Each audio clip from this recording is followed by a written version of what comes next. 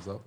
Bon, alors on va commencer tranquillement. Je ne sais pas combien il y a de personnes qui vont nous rejoindre, mais de toute façon, ça va être enregistré et Thorsten mettra ça sur notre site web et aussi sur Facebook et sur YouTube.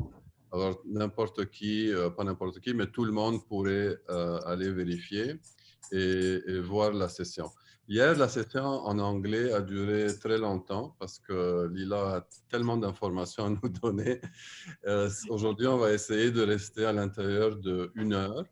Et surtout, au début, je vais présenter Lila, mais elle a tellement d'expérience dans le tennis de table et aussi dans toutes les affaires qui regardent les genres, surtout l'égalité et équité des genres.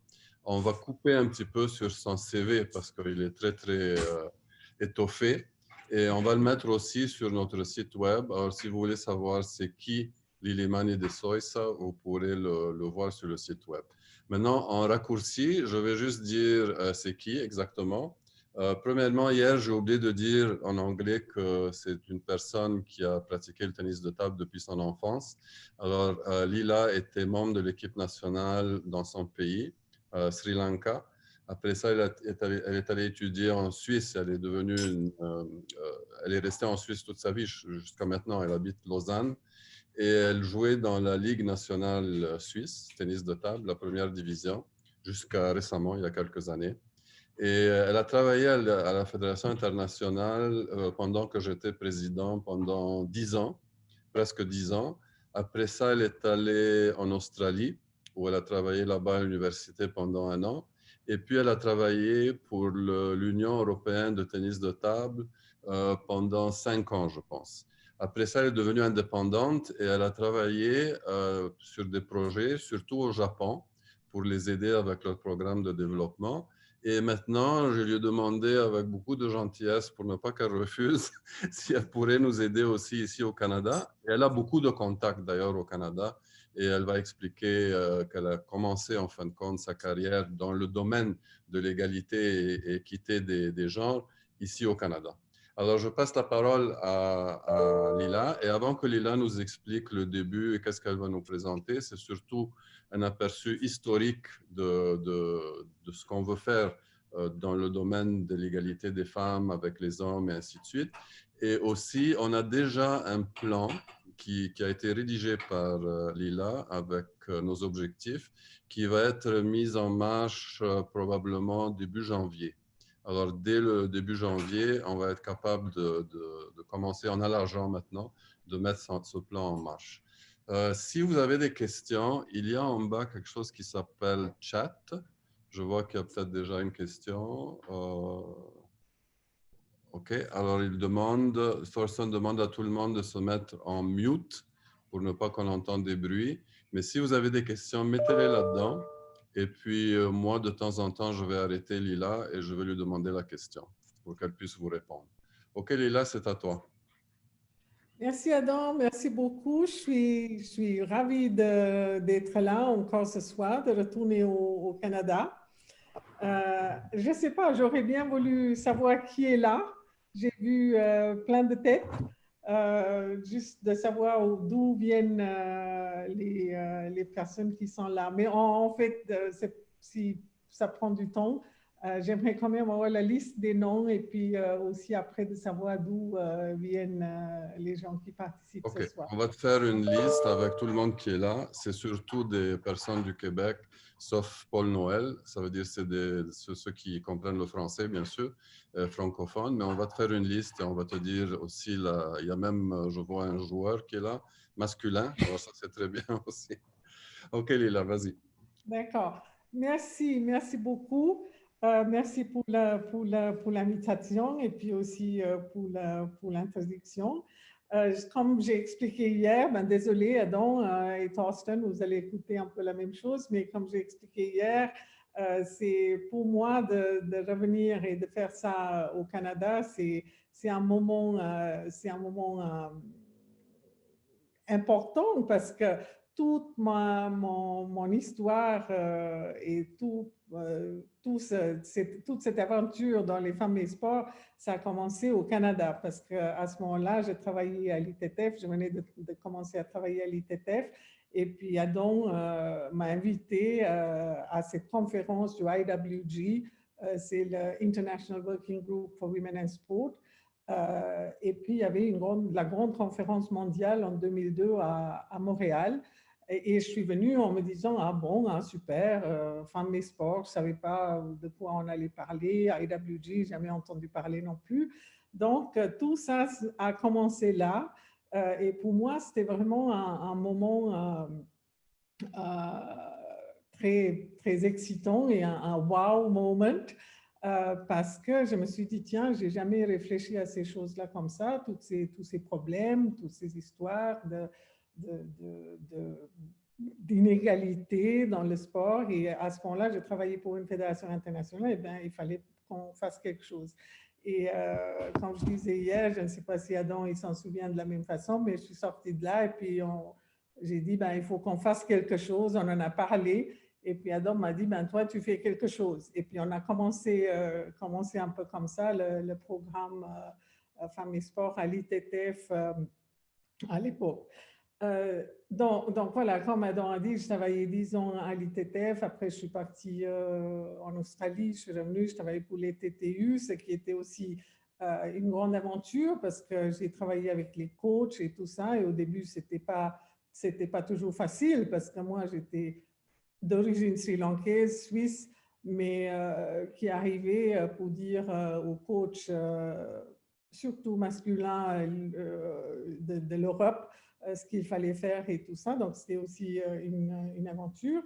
Mais ce qui était après avec l'ITTF, c'est que moi, j'ai été cooptée au groupe Femmes et Sport, au IWG.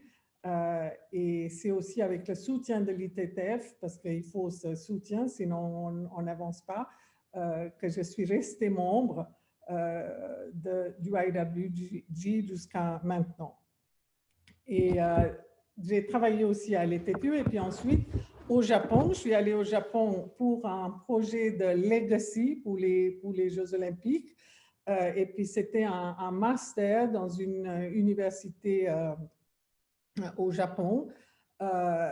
Et on parlait d'égalité. Les Jeux Olympiques du Japon, ça allait être les Jeux d'égalité, etc., etc. Mais il y avait ce projet qui faisait partie de leur héritage, de leur legacy. Et il n'y avait rien sur les femmes et sports. Et j'ai discuté avec mon chef et puis j'ai dit, ben, puisque je suis là, il faut quand même qu'on fasse quelque chose. Et là aussi, c'était un peu la même chose. Ben, on va faire quelque chose, ben, t'as qu'à organiser un cours. Et on a fait un cours genre et sport. On a introduit ce cours après que ça a été vraiment installé et tout ça. Et c'était possible et j'ai enseigné là et j'ai utilisé le cas de l'ITTF comme case study.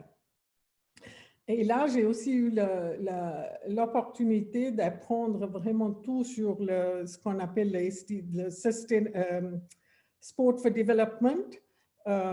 C'est le sport par le développement. Et c'est là, en fait, toute cette histoire de gender equality et l'égalité des genres entre. Et on a même créé un petit programme en Afrique avec les Japonais. On a utilisé le tennis de table. Dans un bidonville, on a créé un programme de sport pour les filles et on a évidemment utilisé le tennis de table. Donc, c'est vraiment une longue histoire. Et puis, je suis partie du programme japonais l'année passée et j'ai pu travailler aussi avec l'UNESCO sur un projet Femmes et Sport. Je vous en parlerai tout à l'heure. Et puis aussi du plan d'action de Kazan. Je ne sais pas si tout le monde connaît le plan d'action de Kazan, vous avez entendu parler. C'est lié aux objectifs de développement durable et comment le sport maintenant peut être un outil pour avancer les objectifs de développement durable. Donc, il y a tout ça qu'on doit prendre en compte quand on fait un projet maintenant au niveau national ou international. Prochain, next. Alors, je trouve que c'est important. Bon, cette photo, elle est un peu rigolo, mais c'est pas vraiment rigolo parce que cette attitude-là, ça a mené à la mort de millions de petites filles. Une seconde, Lila, on ne la voit pas la photo. Thorsten, can you put the first slide on? Il And faudrait que Thorsten, you're on the presenter's view. Is that what everyone sees? I just see you. Je te vois toi seulement. Je ne vois pas la photo dont tu parles. Ah bon, alors vous ne voyez pas la présentation? Non. Alors, si Thorsten peut nous la mettre, ou si toi, tu peux la mettre. Moi, je ne peux pas, c'est Thorsten qui doit le faire. Okay, Thorsten, are you there? If you're there, if you could put the... Yeah, there it is. Okay. Okay, voilà. Next one. Okay. Très bien, merci. So, alors, quand tu as besoin, il faut que tu demandes à Thorsten de te mettre... No, the one before, Thorsten, the first. Go back, yeah. OK. Donc, genre, sexe, équité, égalité, qu'est-ce que ça signifie, ces mots-là? Je pose la question parce que c'est des questions que j'ai entendues dans des conférences publiques et puis je me suis rendu compte qu'on n'arrivait pas vraiment à, même les gens sur les panels n'arrivaient pas vraiment à expliquer ça. Et depuis des années, on parle justement d'égalité des genres, on va faire ci, on va faire ça, et puis ça n'avance pas beaucoup. Donc, pourquoi? C'est une question à se poser et puis c'est important de clarifier un peu ces termes. Donc, la photo, je disais, c'est rigolo, mais c'est ce genre d'attitude culturelle qui a mené à des millions de morts en Chine, par exemple, et puis en Inde aussi. Aujourd'hui, il y a des problèmes dans certains pays.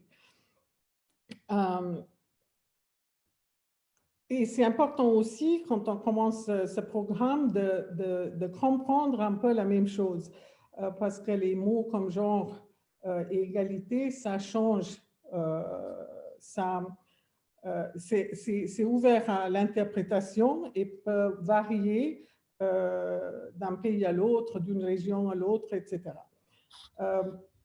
Donc, je vous laisse aussi réfléchir un petit peu à ce que ça pourrait dire.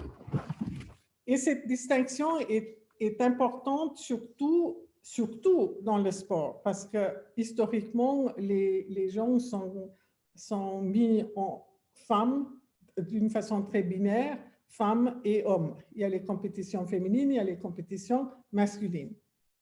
Et maintenant, on sait que ce n'est pas toujours binaire. Il y a des gens qui s'identifient non binaires. Et ça affecte le sport. Plus que d'autres activités, de secteurs d'activité. Parce que le sport, comme on le sait, a été créé par les hommes, pour les hommes, et le sport a été créé pour le corps masculin. Donc, avant d'avancer, on va se mettre d'accord sur une ou deux petites choses, c'est-à-dire que quand on commence un projet de développement comme ça, il faut qu'on comprenne que ce n'est pas des histoires de femmes. Ce n'est pas un truc de femmes. C'est quelque chose, c'est le sport. On parle du sport et c'est de la gouvernance. Donc, les leaders dans le sport, c'est pour tout le monde. Et moi, j'ai toujours remarqué que quand on parle d'égalité des genres ou on commence à parler des femmes, ben, on regarde toujours la femme dans la salle. Et ce n'est pas ça. C'est que tout le monde doit comprendre la même chose et puis savoir que c'est une histoire de gouvernance et pas seulement un truc de femme. Deuxièmement, si on décide vraiment de faire ça, il faut qu'on fasse ça d'une façon durable et être sûr que les efforts nécessaires sont mis en place et que les ressources qu'on a sont mis pour cette chose-là et pas pour autre chose. Troisièmement, il faut aussi avoir des gens qui sont dédiés à ce travail, pas seulement juste une personne qu'on va mettre qui va faire un peu de boulot en plus, mais quelqu'un qui le fait comme il faut tout le temps. Et puis, il faut aussi savoir que moi, j'ai vu ça plusieurs fois, aussi là où j'ai été, ça va très bien pendant un moment, et puis ça s'arrête, et puis on ne sait pas pourquoi, et puis on n'a pas vraiment un bon évaluation, ce qu'on appelle monitoring and evaluation, ça, on fait pas trop de ces programmes-là, et ça, on devrait aussi peut-être faire. Et on doit le faire, et on doit le faire continuellement, parce qu'il y a toujours des nouvelles générations de filles et de garçons qui entrent dans le sport, et ce know-how, on doit leur donner aussi. Next. Donc, comme déjà mentionné, le sexe renverrait, moi je prends cette information d'une publication de la Commission européenne, comme déjà mentionné, le sexe renverrait aux caractéristiques strictement biologiques qui distinguent les femmes et les hommes. On voit donc l'enjeu tant scientifique que politique de cette distinction sexe-genre, c'est de montrer que la notion de sexe n'est pas aussi claire ni explicative qu'on l'avait prétendu, et de démontrer que c'est mieux d'avoir une approche de la réalité en termes des rapports sociaux de sexe plutôt qu'en termes d'une présumée nature. Les indicateurs de sexe biologique, ce sont, comme on le sait, les chromosomes, les hormones, les organes reproductifs, etc. Mais même ça, ce n'est pas facile parce que ce n'est pas aussi binaire qu'on le dit, mais c'est aussi sur un spectre, un éventail avec des notions qui évoluent sur ce que ça veut dire d'être un homme ou une femme. Je ne sais pas si vous savez, mais Facebook offre plus de 50 possibilités de désignation sur leur profil. Donc, dans le sport où on a femmes et hommes, XX et XX, chromosomes, et c'est tout, parfois ça pose des problèmes. Parce que ça ne dit pas toute l'histoire. Comme Freud a dit, le genre, c'est une destinée. Ou Judith Butler, qui écrit beaucoup là-dessus, c'est une académique américaine, qui démontre que genre, c'est une performance. Et c'est très difficile, c'est difficile de définir aussi, c'est plus difficile de définir. Et ces choses-là affectent les gens, en particulier les petites filles on les sort de l'école, on leur jette de l'acide sur la figure, on les marie à l'âge de 12 ans et on leur demande de prendre des hormones et de faire des opérations pour être plus féminines. Donc, le genre se réfère à une construction sociale, des relations entre hommes et femmes et surtout des inégalités qui se manifestent dans ces relations. Le patriarcat, le pouvoir, etc., basés sur les rôles et ce qu'on attend d'eux culturellement. Donc, ça c'est juste pour expliquer très brièvement et aussi d'avoir une idée comment répondre à ces questions-là. L'Organisation mondiale de la santé, OMS, définit le genre. Le mot genre sert à évoquer des rôles qui sont déterminés socialement, les comportements, les activités et les attributs qu'une société considère comme appropriés pour les hommes et les femmes. Et l'analyse de genre le reconnaît. Les vies des femmes et des hommes et par conséquent leurs expériences, leurs besoins, leurs problèmes et leurs priorités sont différentes. Les vies des femmes ne sont pas toutes les mêmes. Les intérêts que les femmes ont en commun peuvent être déterminés autant par leur position sociale ou leur identité ethnique que par le fait qu'elles sont des femmes. Les expériences de vie, les besoins, les problèmes et les priorités des femmes sont différentes selon les groupes ethniques, par exemple. Et il existe ce qu'on appelle l'intersectionnalité, ça c'est un mot qu'on utilise beaucoup en sociologie et surtout quand il s'agit de femmes, de sorte que les expériences de vie peuvent également dépendre de l'âge, du handicap, des niveaux de revenus, de la situation professionnelle, de l'état civil, de l'orientation sexuelle et du fait d'avoir ou non des personnes à charge, etc. Cela signifie donc qu'il ne s'agit pas de se concentrer uniquement sur les femmes ou les hommes, mais plutôt sur les inégalités entre les femmes et les hommes. Donc, il ne faut pas confondre avec le féminisme ou les études féminines. Next. Donc, qu'est-ce que l'égalité et l'équité? Là, je n'ai pas trouvé un truc en français, mais l'égalité des sexes repose sur le principe selon lequel les hommes et les femmes, les filles et les garçons doivent être traités de la même manière. Ça, c'est l'égalité. Cela ne reconnaît pas, et c'est ce que je viens de dire avant, c'est que l'égalité de traitement ne produira pas de résultats équitables parce que les hommes et les femmes ont des expériences de vie différentes. L'équité entre les sexes prend en considération les différences dans la vie des femmes et des hommes et reconnaît que des approches différentes peuvent être nécessaires pour produire des résultats équitables. Donc, il y a une différence entre égalité et équité, mais on utilise ces mots, c'est interchangeable, mais il faut pouvoir l'expliquer comme ça. Mais le mot, le débat sur la légitimité du terme genre c'est pas récent. On a essayé de faire la différence de ces deux concepts.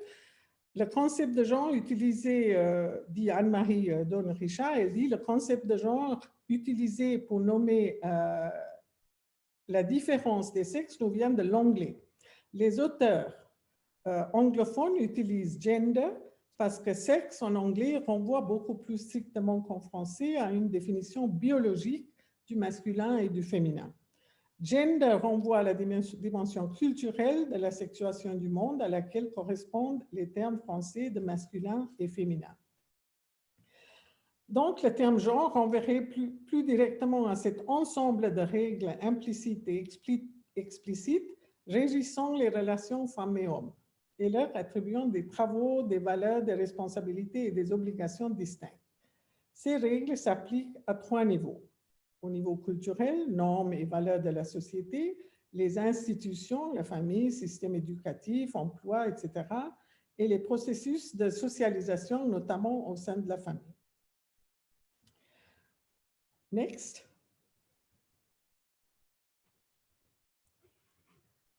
Donc, comme on voit ici, je pense que tout le monde a vu cette image des 1000 fois, l'égalité est le but qu'on essaie d'atteindre, l'équité est le moyen à utiliser pour y arriver. Next. Okay, je vais t'interrompre juste une seconde. Hier, on a discuté en anglais aussi un sujet important et vu qu'il y a plusieurs entraîneurs qui sont avec nous aujourd'hui, 2 en particulier qui entraînent à tous les niveaux, mais surtout au haut niveau, on a discuté que les garçons et les filles doivent avoir les mêmes opportunités d'entraînement et aussi les mêmes opportunités en compétition. Mais aussi, on a commencé à parler, et ça, on aura une séance spécifique au mois de janvier avec des experts en entraînement, que même s'ils ont les mêmes opportunités, les entraîneurs doivent être conscients que l'entraînement des filles, surtout les jeunes petites filles, est différent que les entraînements avec les garçons. Et après la session de hier, ma femme m'a donné une leçon d'à peu près 1h30 pour m'expliquer la différence dans la salle, comment est-ce qu'on agit avec les filles, comment est-ce qu'on agit avec les garçons. Et souvent, on n'a pas le temps vraiment de faire cette distinction et on traite les garçons et les filles tout à fait de la même façon parce qu'on dit, bon, c'est égal. C'est égal, oui, point de vue opportunité, mais point de vue relation avec les jeunes garçons et les jeunes filles, ça doit être différent. Mais ça va être un sujet qu'on va discuter une autre fois. Ça va être probablement au mois de janvier. Et on va inviter tous les entraîneurs du Canada qui ont des filles, qu'ils entraînent des filles ou des femmes pour discuter de leur expérience et aussi pour savoir une question très importante que hier aussi ma femme m'a demandé, si les compétitions, le système de compétition doit être identique pour les garçons et les filles, surtout à un âge junior ou moins, ou si on devrait penser à des systèmes de compétition différents qui soient plus adaptés aux filles pour qu'elles restent plus longtemps à la compétition. Parce qu'on a un gros problème, non seulement au Canada, mais partout au monde, où les filles participent dans les compétitions, puis à un certain moment, ils abandonnent et ils lâchent. Et les garçons, moins. Alors ça, il faut régler ce problème. Alors, excuse-moi, là, je voulais juste le mentionner parce on va traiter ce sujet, c'est sûr, dans une autre séance. Vas-y. Non, c'est très bien. Merci Adam, c'est une très bonne remarque. Et puis, on peut aussi penser à discuter avec ces jeunes.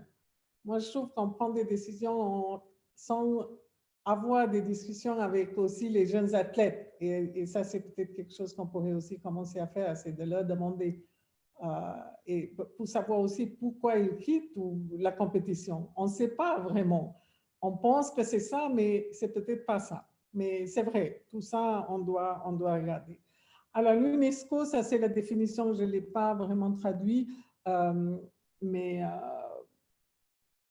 l'égalité des genres, priorité globale de l'UNESCO, désigne les rôles et les responsabilités des hommes et des femmes, ainsi que les dynamiques de genre créées au sein des familles, des sociétés et des cultures qui en font partie intégrante. C'est la même chose de ce que je disais avant, mais il y a la notion de droit de l'homme.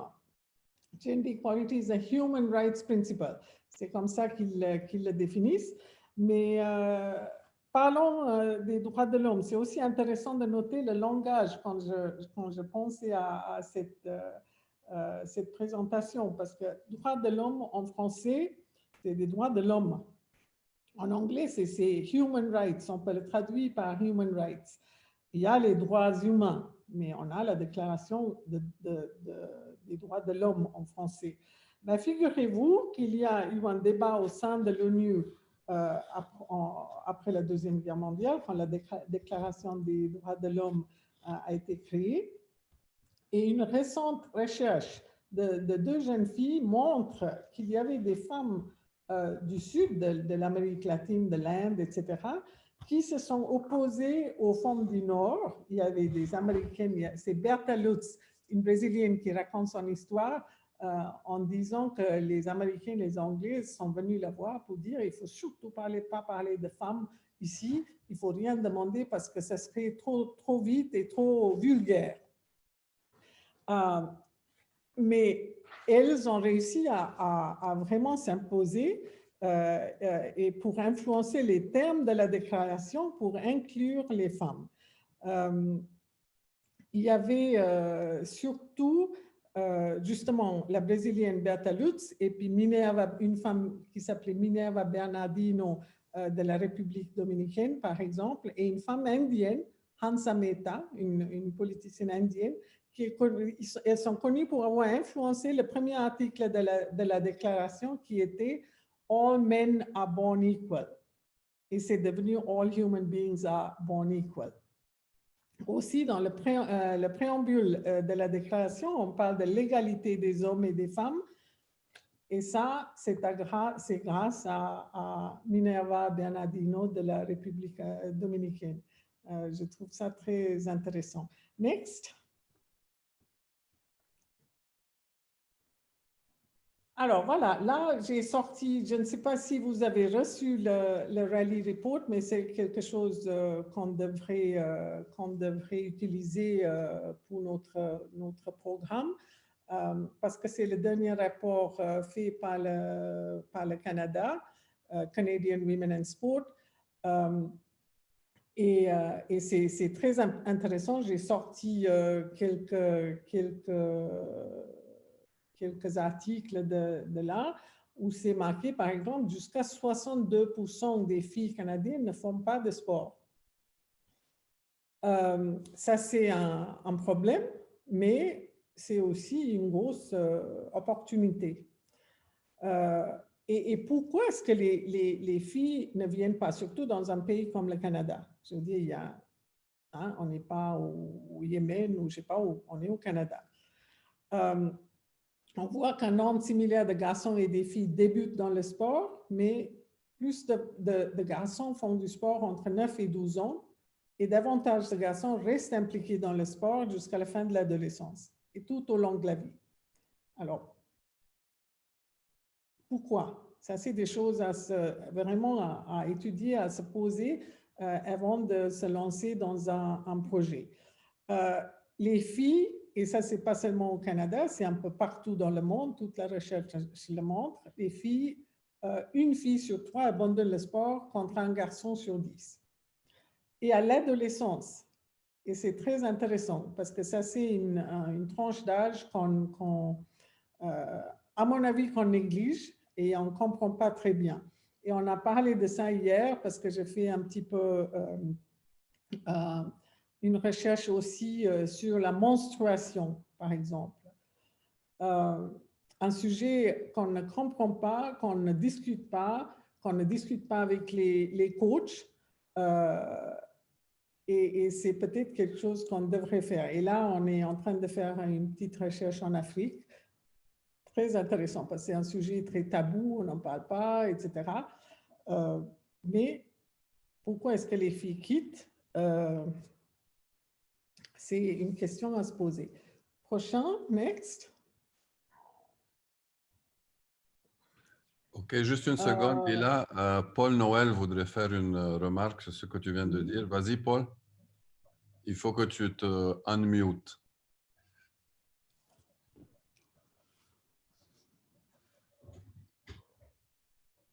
OK, Paul, tu es là?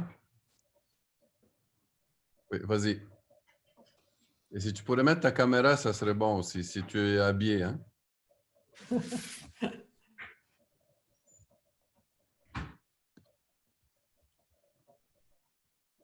Paul, tu es là?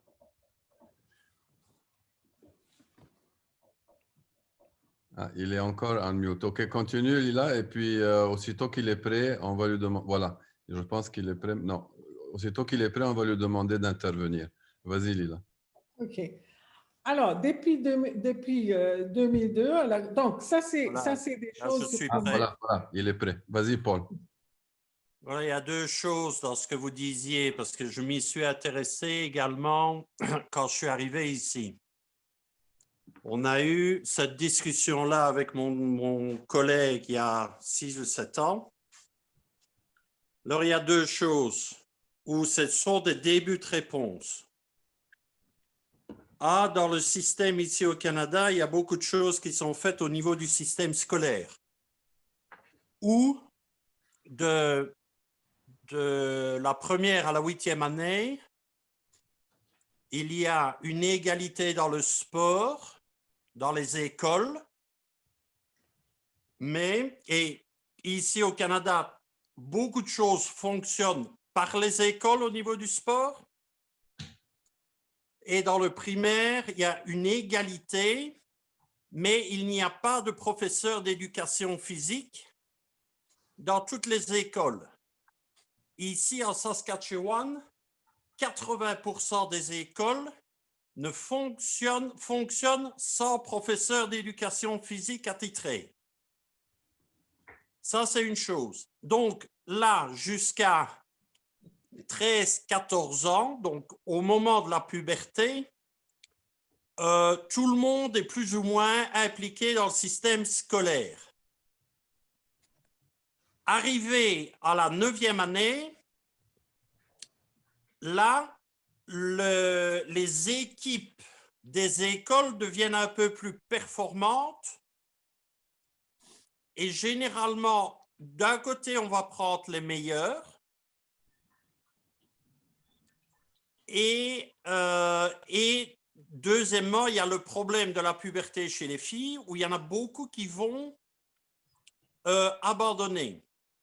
Mais sans vouloir faire de sexisme, en tant que prof et en tant qu'entraîneur, généralement, quand une fille est bonne dans un domaine, elle va être à l'école, dans l'équipe de volleyball, dans l'équipe de basketball, dans l'équipe d'athlétisme, dans l'équipe éventuellement de badminton. Donc, de 100 filles, il va y avoir 20 places disponibles. Ça, c'est une première chose. Donc, il y a comme un effet de bouteille à encre arrivé à la 9e, 10e année. Ça, c'est une chose. La deuxième, j'ai lu une étude ou une enquête qui avait été faite en Colombie-Britannique où on avait interviewé énormément de filles là-dessus. Et une des choses qui ressortait, elle disait qu'elle manquait d'habilité motrice. So, en anglais, lack of skills. Et moi, ça m'avait très fortement intéressé parce que le tennis de table, avec mon expérience, s'il était à l'école primaire, supprimerait énormément de ces problèmes au niveau des habiletés motrices de base. Après, la troisième chose, ce qui est très intéressant, et là c'est un autre domaine, c'est au niveau des sports équestres, équitation, où c'est un sport mixte, où normalement les qualités physiques, la différence entre hommes et femmes ne joue pas tellement.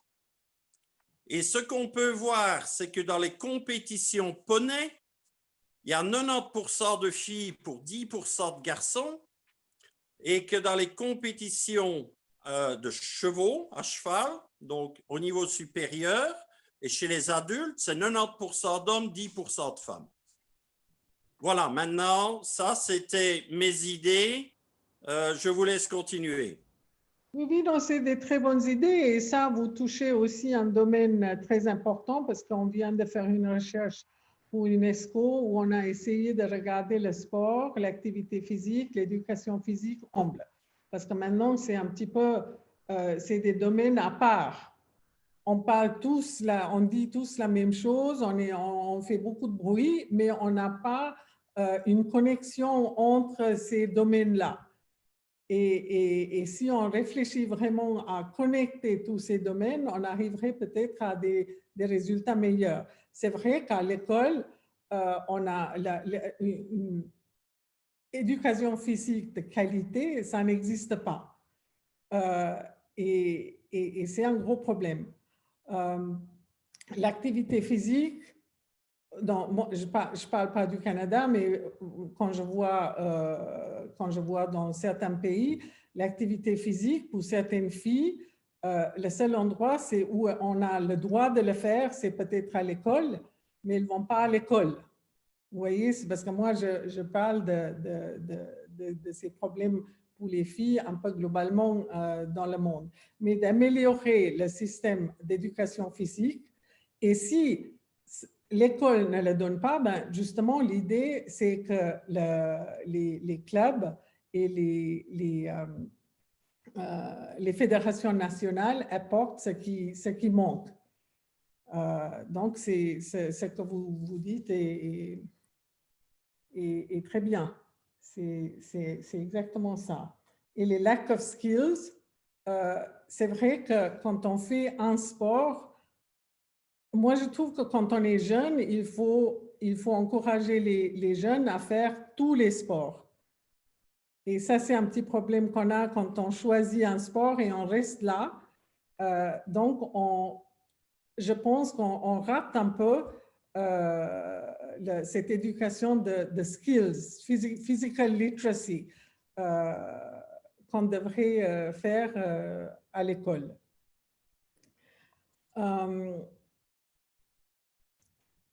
Ok, vas-y, Lila, on continue avec le... Oui, alors donc toutes ces choses que j'ai sorties, c'était juste pour la discussion, ce qui se passe au Canada. Donc je vous laisse lire ça. Thorsten, next.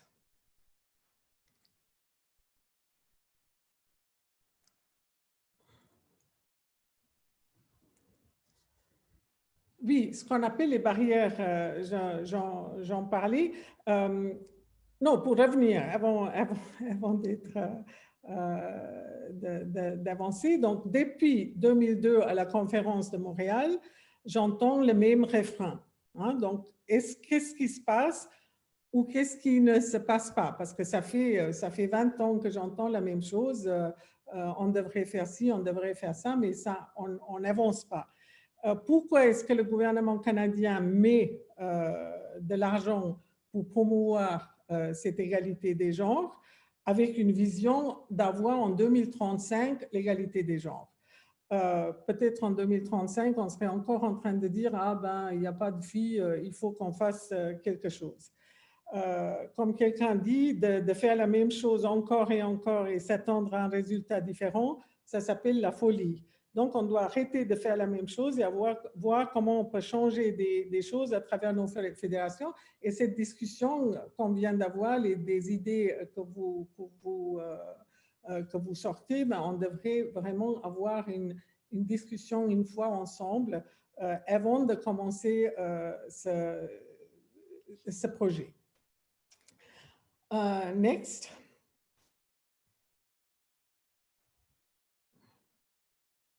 Ah oui, ça c'est important aussi parce qu'on voit que 89% des organisations sportives nationales estiment que l'équité entre les sexes est essentielle ou très importante pour leur organisation. Donc ça c'est une bonne nouvelle. Mais qu'est-ce qu'on va vraiment faire? Comment est-ce qu'on va apporter des réponses? C'est ça qui est beaucoup plus compliqué. Et à la fin, on dit 69% estiment que plus d'efforts sont nécessaires pour rendre le sport plus sûr pour les filles et les femmes. Et j'ai retenu ça parce que ça, c'est aussi quelque chose qui sort tout le temps dans toute la recherche, qu'il y a des filles qui sortent du sport parce que l'environnement sportif n'est pas assez sûr ou safe. Next. Et c'est pour ça qu'il faut regarder un petit peu aussi, c'est très intéressant, en tout cas, c'est une chose qui m'a vraiment poussé là-dedans, qui m'a vraiment réveillée à cette conférence, c'est d'apprendre sur l'histoire du mouvement Femmes et Sport. Et ça, c'est très empowering, parce que ça montre un peu ces mécanismes qui sont là depuis toujours et qui ne marchent pas. Alors maintenant, je ne sais pas si vous reconnaissez la femme qui est sur cette photo.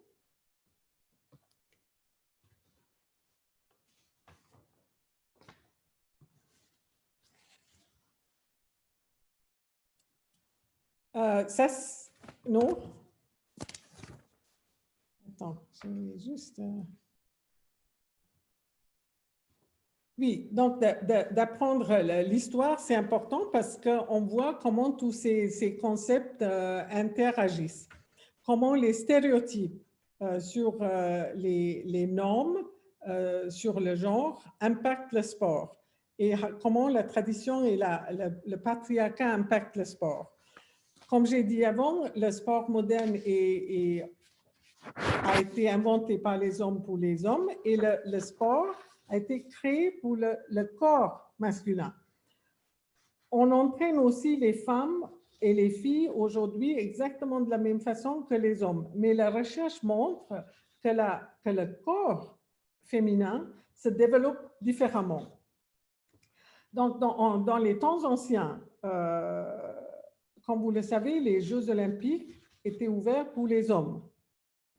Les femmes mariées n'étaient pas, même en tant que spectatrices, pouvaient aller aux Jeux, mais les femmes faisaient, il y avait des Jeux pour les femmes qui s'appelaient les Heraean Games, dédiés à la déesse Héra tous les 4 ans, mais c'était seulement pour les filles qui n'étaient pas mariées et aussi pour les prostituées. Elles pouvaient y aller. Et puis les Olympiades modernes étaient créées basées sur ces traditions-là, et ces attentes culturelles et ces normes. Maintenant, Pierre de Coubertin, qui était le père de l'olympisme. Ce n'était pas un mauvais homme, mais c'était un homme de son temps.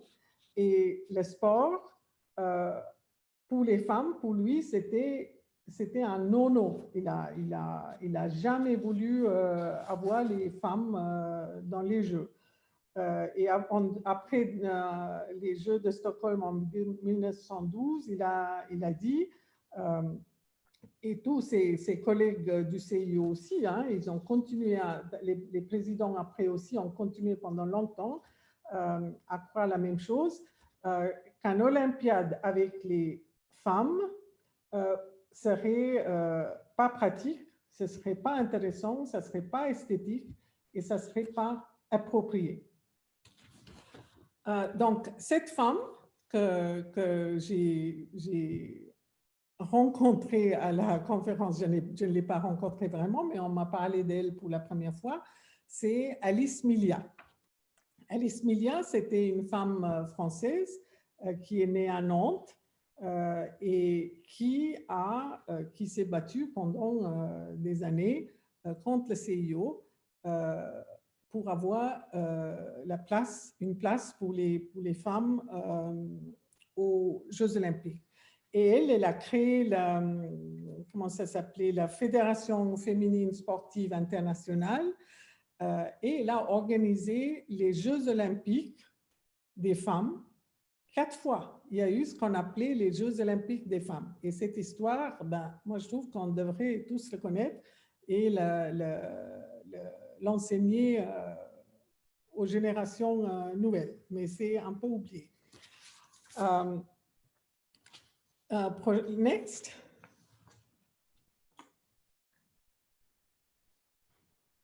Et puis, il y a plusieurs moments comme ça dans l'histoire femmes et sport, très intéressants. Par exemple, le Title IX. Tout le monde connaît le Title IX aux États-Unis? C'était quelque chose qui a changé justement la situation aux États-Unis en 1972. C'était le Education Amendments Act qui interdisait toute discrimination basée sur le sexe dans tout programme d'éducation qui recevait des fonds fédéraux.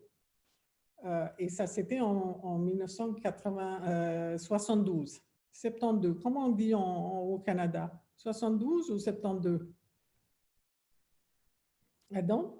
On dit 72. On dit 72, d'accord. On dit 72. L'histoire du marathon de Boston. Au Canada. Pardon? Je dis, ils font aussi l'erreur au Canada. Les Belges et les Suisses, ils disent d'une autre façon. Nous, on dit 72. Oui. Oui. On va respecter parce que les Français le disent aussi. Oui. On va pas. Alors, le marathon de Boston, je pense que tout le monde connaît l'histoire aussi, ce qui est extraordinaire. C'est l'histoire de Catherine Schwitzer, parce qu'en 72, le marathon de Boston, par exemple, n'était pas ouvert aux femmes. En 72, donc on ne parle pas de la période des Grecs, on parle de 72. Et elle a mis son nom comme K. Schwitzer, et elle est entrée là-dedans, et puis il y a eu toute une histoire, parce qu'on a essayé de la sortir et tout. Et puis elle s'est dit non, je vais le courir parce que si je ne le cours pas, on va remettre les femmes encore 100 ans en arrière. J'ai mis le link sur YouTube, il faut la regarder, elle est formidable et l'histoire est vraiment très très bien. On a aussi ce qu'on appelle la bataille des sexes. Aussi, dans les années 70, c'était intéressant parce qu'il y a beaucoup de choses qui ont changé, qui ont commencé à changer à ce moment-là. Ce qu'on appelle la bataille des sexes, c'est un match de tennis entre Billie Jean King et puis, comment il s'appelait, Bobby Riggs.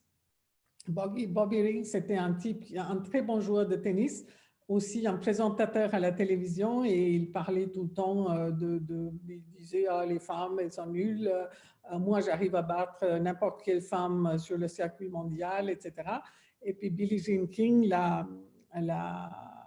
a lancé un challenge et ça a été télévisé, il l'a battu 3-0 devant tout le monde et puis ça a changé pour le tennis. Autre chose qu'on doit connaître aussi, c'est la Convention sur l'élimination de toute forme de discrimination à l'égard des femmes, adoptée aussi en 79 par l'Assemblée générale des Nations unies, souvent décrite comme une déclaration internationale des droits des femmes. Et là, on a introduit élimination de toute forme de discrimination à l'égard des femmes dans le sport. Next.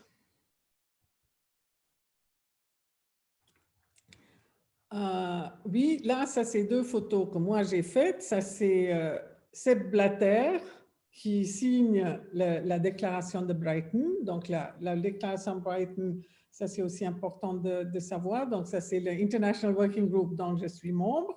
Ça, c'est né en 1994.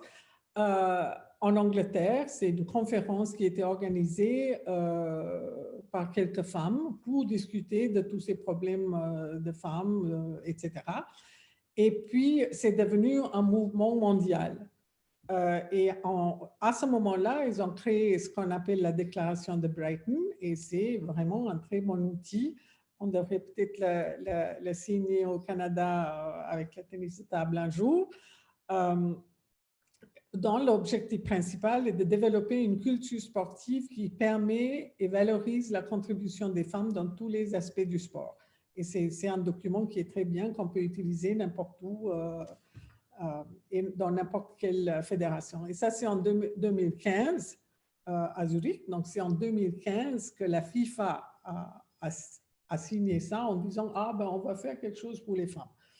Et en 2018, on l'a fait signer aussi au Japon par toutes les fédérations, les 5 grandes fédérations japonaises comme le Japan Sport Agency, Japan Olympic Committee, etc. Mais c'est tout ça, c'est tout neuf. Je veux dire, c'est pas de l'histoire ancienne, ça se passe maintenant. Next.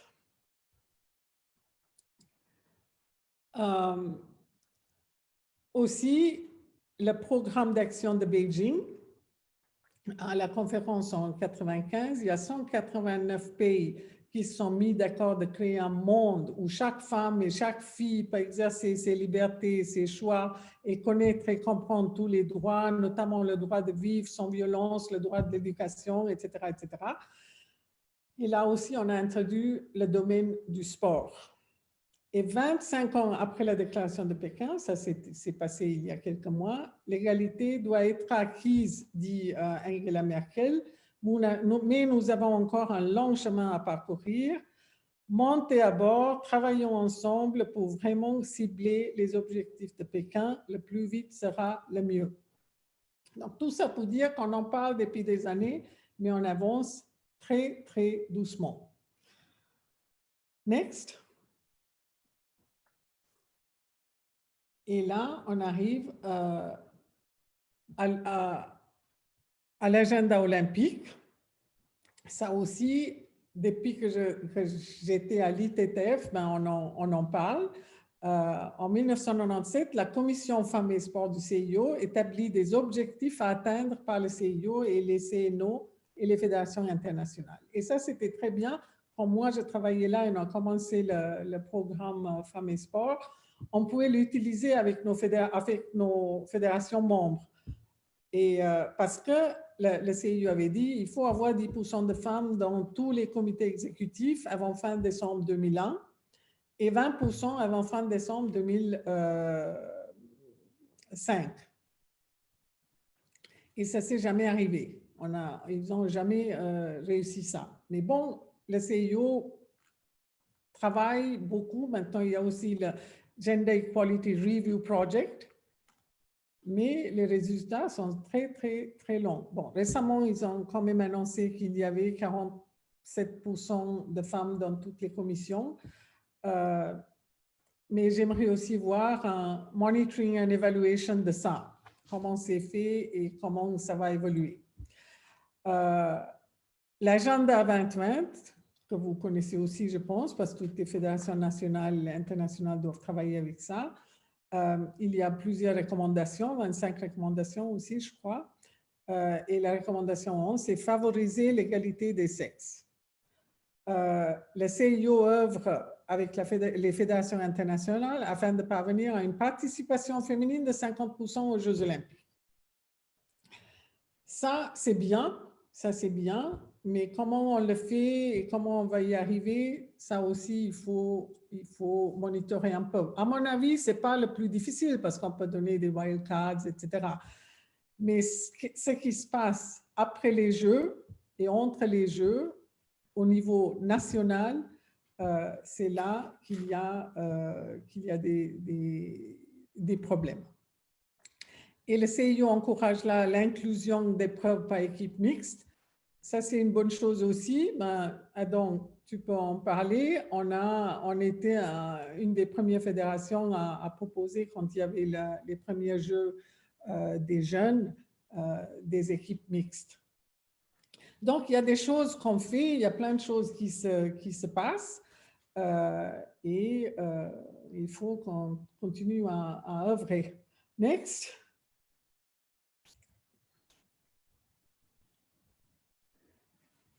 Et plein d'autres domaines, par exemple les médias sportifs et la propagation des stéréotypes. Quand on a commencé aussi le programme à l'ITTF, on a regardé ce qui se passait au niveau des médias. On a regardé le journal qu'on avait, le Table Tennis Illustrated. On a compté les photos et tout ça qu'on mettait dedans et on a essayé d'améliorer la représentation des filles. Je parle du tennis de table, là, mais c'est quand même un gros problème dans les médias sportifs. Comment les femmes sont représentées, comment on parle, le langage qu'on utilise pour parler des athlètes, etc. Et puis, il y a aussi l'harcèlement et l'abus dans le sport. Ça, c'est un gros problème. Toutes les recherches maintenant sortent ça comme un énorme problème dans le sport. Et c'est vraiment une conversation qu'on doit avoir avec tout le monde, avec les parents, avec les jeunes, avec les coachs, etc. Il y a l'histoire de gender testing. Ça, c'est aussi quelque chose. Je ne sais pas si vous savez comment on faisait le gender testing à l'époque.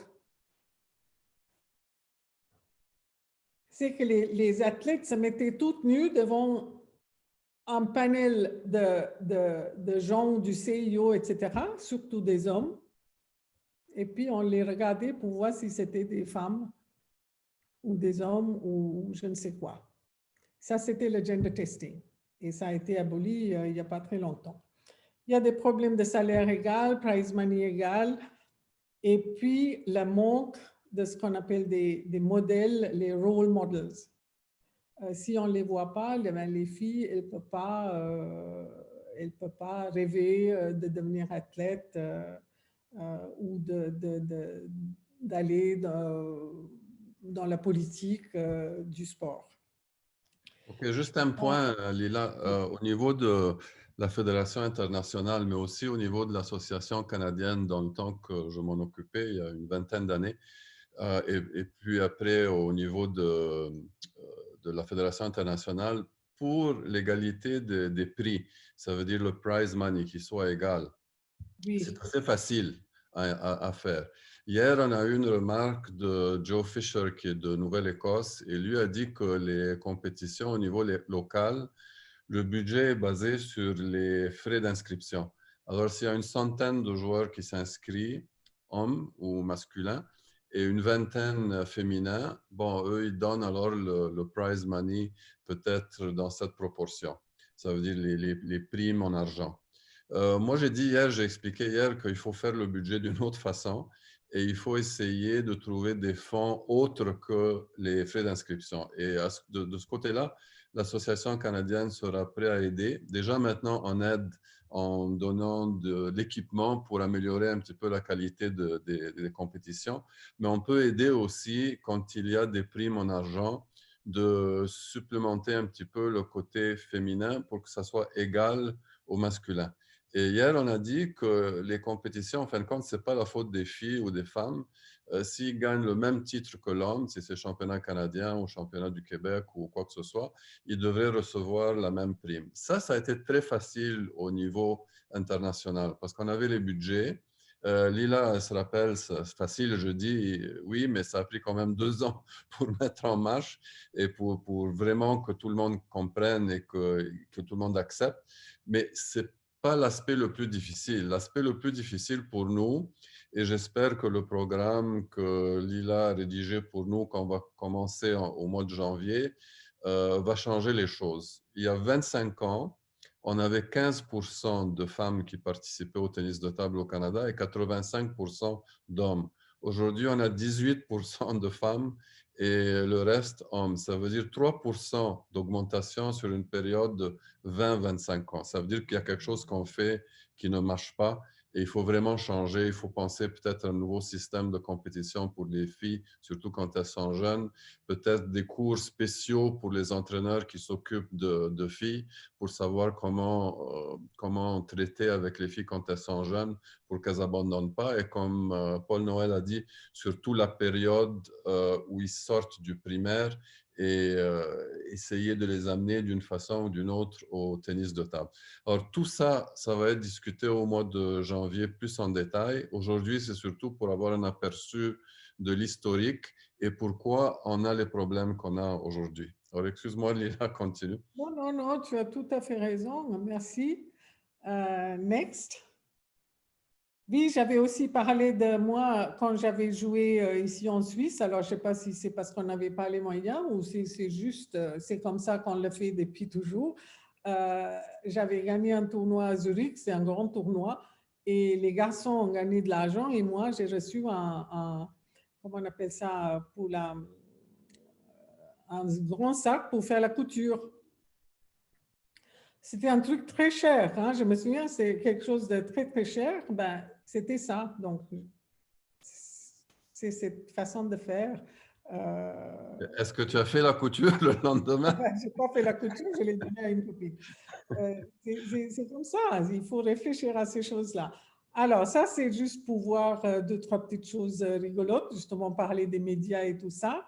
Ça, c'est un titre, un gros titre. Phelps ties for silver. Il a gagné la médaille d'argent. Et puis Ledecky, en tout petit mot, il a un record mondial dans le visson freestyle. Et puis l'autre aussi, c'était du Canada. J'avais trouvé ça dans le journal ici quand c'était en 2010. On parle de Sidney Crosby qui a survolté, mis en transe tout un pays, ce qui est formidable. Et puis tout en bas, il y a une toute petite chose qui dit que les filles ont aussi gagné la médaille d'or. Prochain. Next. Ça, c'est une photo aussi que j'aime bien parce que c'est quelqu'un en Inde qui me l'a envoyé. Ça, c'est Thomas Bach quand il a gagné les élections. Il est allé en Inde et ça, c'est sa première rencontre avec le CNO de l'Inde. Et il avait dit « Ladies and gentlemen » et puis il a rigolé parce qu'il n'y avait pas beaucoup de ladies, il n'y avait pas une seule ladies. Mais je trouve qu'il a raté l'occasion vraiment de dire quelque chose. Et c'est ça que je dis, que ce n'est pas seulement un truc de femmes, c'est que les leaders, si on y pense vraiment, si on y croit, ben, il faut prendre chaque opportunité pour dire quelque chose. Et là, il aurait vraiment pu faire fort, mais il n'a rien dit. Next. Ça, c'est aussi une photo je crois que c'est c'est au Brésil.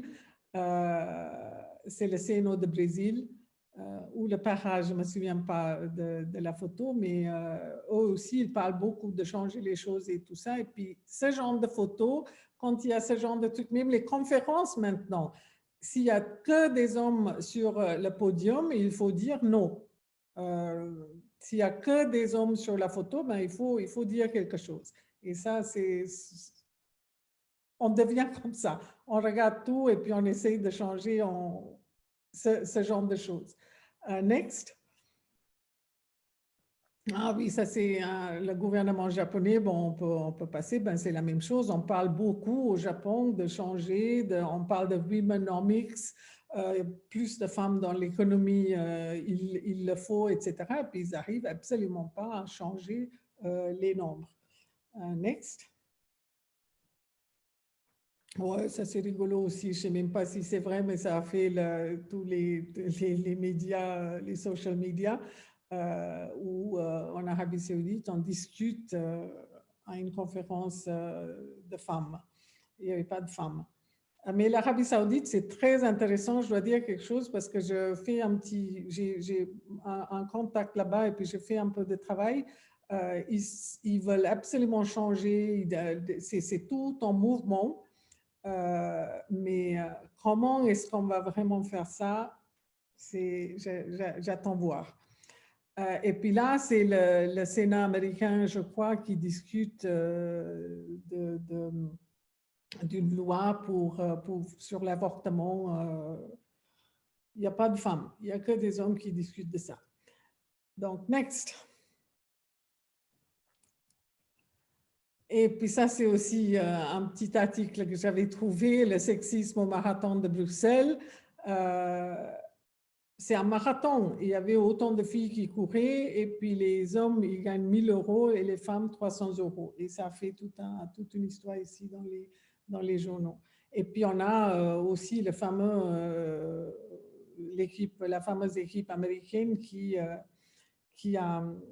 emmène la fédération devant la justice pour avoir un salaire égal. Elles sont championnes du monde, elles emmènent plus d'argent que les garçons, mais elles gagnent beaucoup moins. Donc ça, c'est des petites choses qui se passent encore de nos jours et il faut qu'on tienne compte de tout ça. Next. Et voilà, alors maintenant, c'est justement le gender equality, ça entre là-dedans, c'est quand on utilise le sport en tant qu'outil pour le développement et la paix. Pardon, c'est un X, ça c'est une faute. Et aussi les objectifs de développement durable. Donc maintenant, le monde du sport est amené, toutes les fédérations nationales, les fédérations internationales, à travailler avec le sport pour faire avancer les objectifs de développement durable.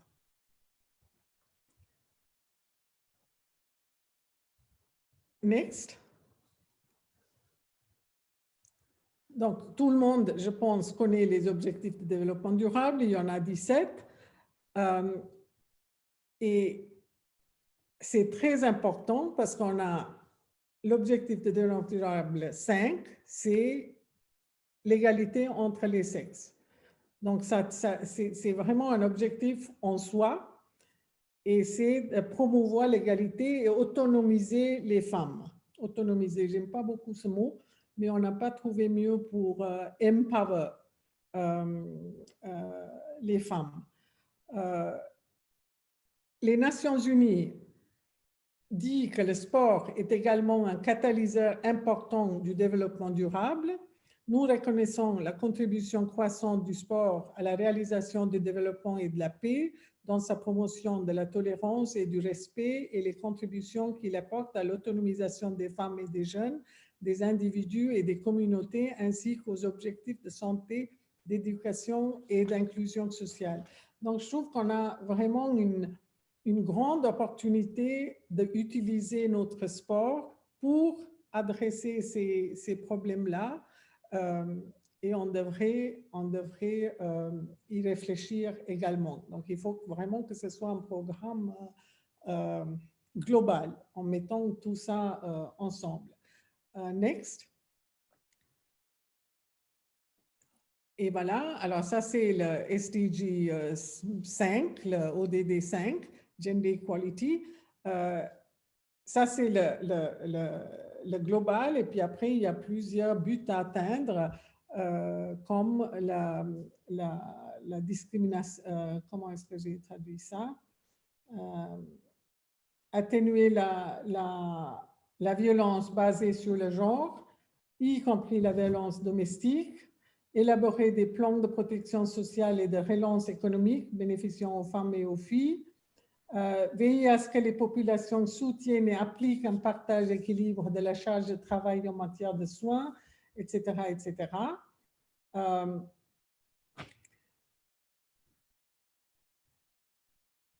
On a vu aussi avec le COVID les problèmes qu'il y a eu avec la violence domestique. Il y a eu beaucoup de violences domestiques pendant cette période-là et ça va se refléter aussi dans le milieu, dans le sport. Et c'est quelque chose vraiment qu'on doit étudier et regarder de près. Le mariage, moi j'ai trouvé, en lisant l'autre jour, le mariage des jeunes filles de moins de 12 ans, ça c'est quelque chose qu'on doit adresser avec le Gender Equality, le ODD 5. Et j'ai lu qu'aux États-Unis, donc je ne parle pas des pays où on pense que c'est comme ça, mais aux États-Unis, l'âge minimum pour le mariage, c'est 18, mais dans plusieurs États, le mariage des enfants est légal avec le consentement des parents. Donc, les filles aussi jeunes que 12 ans en Virginie ou 13 ans dans le New Hampshire ou 14 ans dans l'Alabama peuvent se marier avec l'accord ou la signature des parents. Et entre 2000 et 2010, il y a eu 250 000 de jeunes filles de 12 ans qui ont été mariées aux États-Unis. Donc, intéressant.